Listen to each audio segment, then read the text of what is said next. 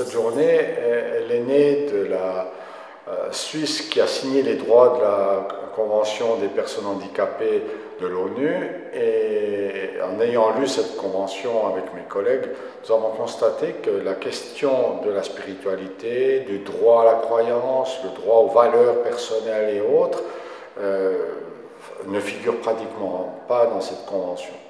Alors on a organisé ça en équipe, donc nos 4 collègues de l'aumônerie.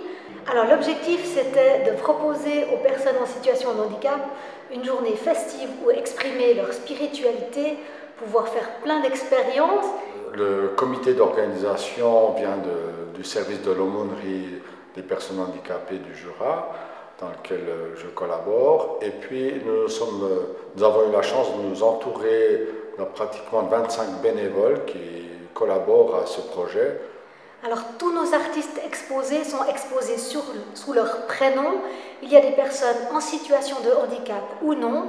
Certains ont été accompagnés ou non, d'autres ont simplement exprimé par le dessin, par l'aquarelle, ce qu'ils avaient au fond d'eux.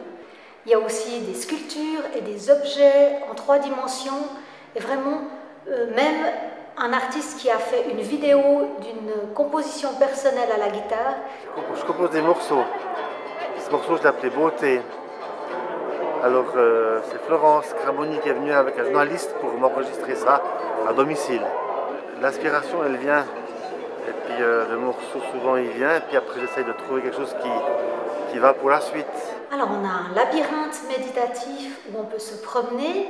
On a également un atelier créatif où on peut exprimer sa créativité avec des dessins, avec des bricolages, avec du sable. On a un atelier d'ombre chinoise où on peut raconter l'histoire de Pentecôte avec une lampe de poche. Et puis nous avons 2 ateliers musicaux, un où on peut danser des chaises musicales à l'envers et un où on peut tester des instruments ou simplement danser sur la musique.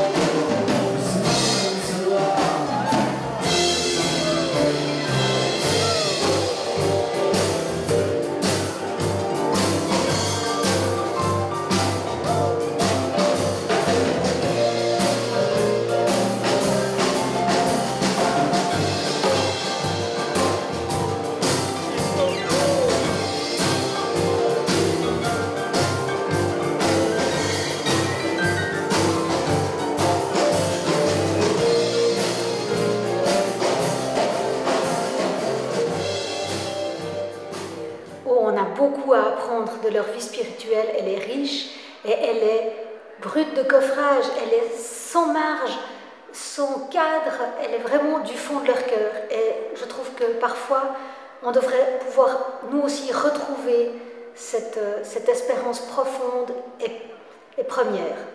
Toute la richesse de l'intériorité, de la recherche de sens, s'est révélée et continuera à s'épanouir dans ces dialogues où la parole silencieuse a aussi sa voix.